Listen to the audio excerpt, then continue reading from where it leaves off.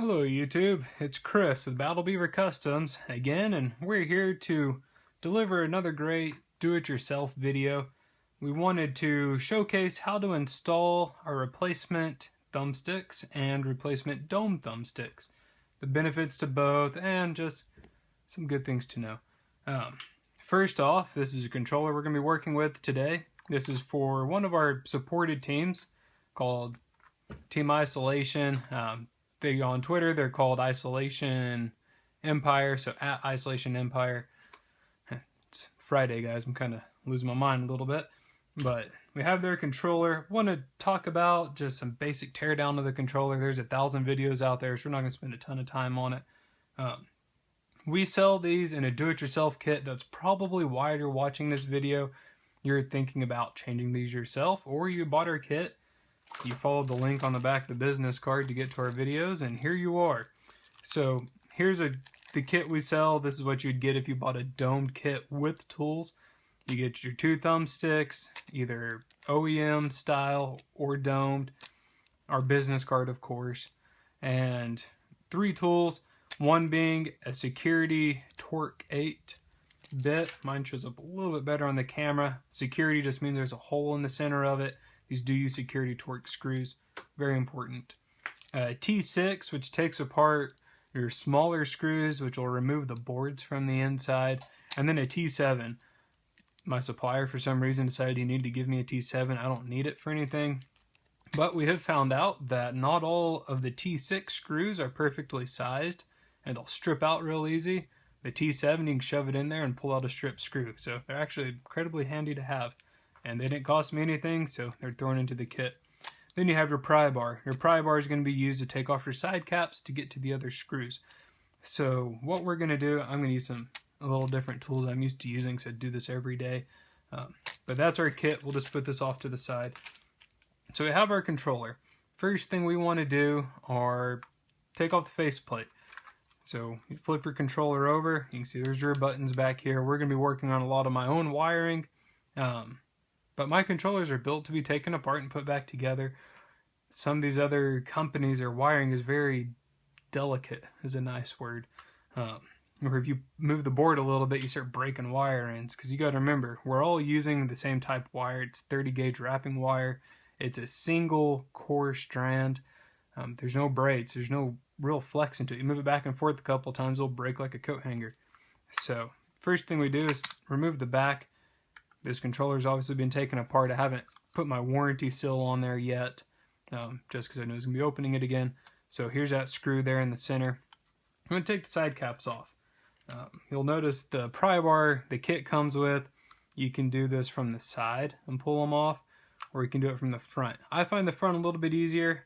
You just shove right under here on the trigger, and that'll start to pull up, and then kind of push it down the center. Side cap will pop off. Same thing with this side.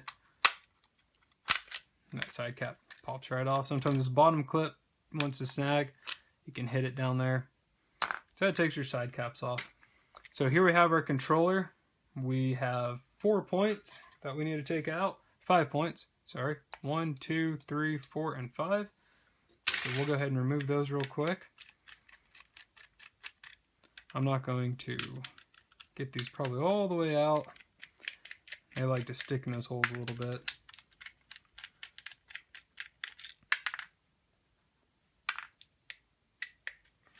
So just take your faceplate off. Keep a good grip on the controller, just keep everything together. Unlike the 360 controller, this won't miss your potato head on you and your buttons and stuff won't fall out. They are secured a lot better. Microsoft has made some amazing improvements on the design internally of this controller. But for what we're changing, all you need to do is get your faceplate off. Now my dome sticks, if you had bought some dome sticks, loved them, played them till they wore out for a year and a half, it'll be a little bit tougher to get out. So when you pull them up, you'll just want to push down on the dome stick and then up on your faceplate to pop it around. So that takes your faceplate off. So we'll just take this blade off to the side, and we have our thumbsticks. So we're going to remove these. My dome sticks, they stick on really tight. You can see I'm having to really pull on that to get it off. So it gets that off, and our regular looking stick, you'll notice there's a little piece of white tape in here. And you're probably thinking, Battle Beaver, why the heck are you taping stuff? Or thought you're a professional. What happens isn't, here's a set of stock thumbsticks. These are a takeoff from another controller. And I've seen this issue a lot, and maybe this will remedy some questions for a couple of you guys out there. But you'll press real hard up to the top left, and then all of a sudden you feel like a weird click, or like your thumbstick's binding up. Well, the hole in here, on a lot of these, they're not all the same size. So when you're going to put them on, if this is a little bit loose, you can actually take your thumbstick, hold it down here by what I call the skirt. I don't know if this will show up on the camera, but you can actually wiggle that back and forth. And that's, I'm pushing it back and forth, holding firm on the stick, and that's just the pin wiggling inside the thumbstick. That's not going to give you great accuracy. That's a design that I don't think is very consistent for my guys that play competitively. You're not going to get your full range of motion if that stick's kind of wiggling around in there. So what I recommend doing is adding that tiny little piece of tape. So what I normally do is just take a little piece of electrical tape. We're going to use white, shows up a little bit better on camera. I like to use an X-Acto knife. Just take a little piece. I have a piece on my desk that you can't see. I don't want to cut up my background. And just cut a little strip as long as the skinnier side of the thumbstick. Don't want it to be super long. You're going to go down about halfway in the thumbstick. So you get this little strip of tape here, okay? And put this on here. And just put it down the sides. Basically, tape is going to compress. I mean, it's electrical tape. It's pretty soft. It's going to kind of fill that void, make it stick on a lot tighter. Now, the difference, my dome thumbsticks, since these are kind of homegrown engineered, the inside of this is a lot tighter. So you don't need the shim. It's just going to wind up cutting that shim and shoving it down to your mech, which you don't want to do. So this will work great if you're using stock thumbsticks or a replacement colored thumbstick.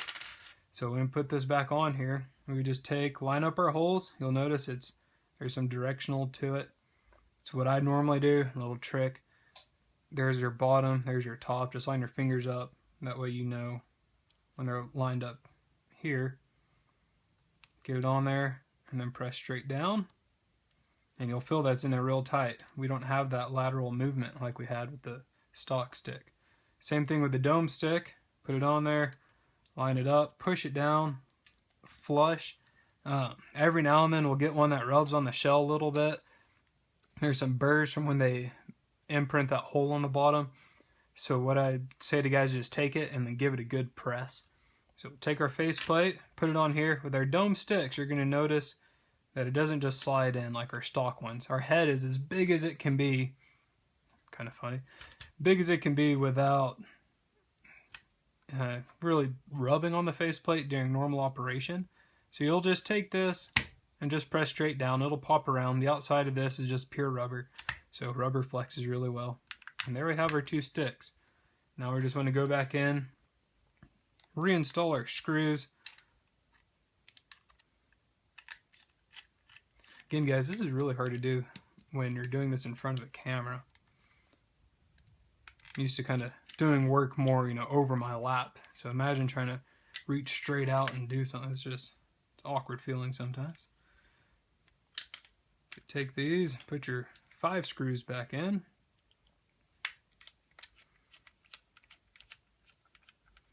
Hey, we still have all 5 of them. All right. Put your 5 screws back in here. All right.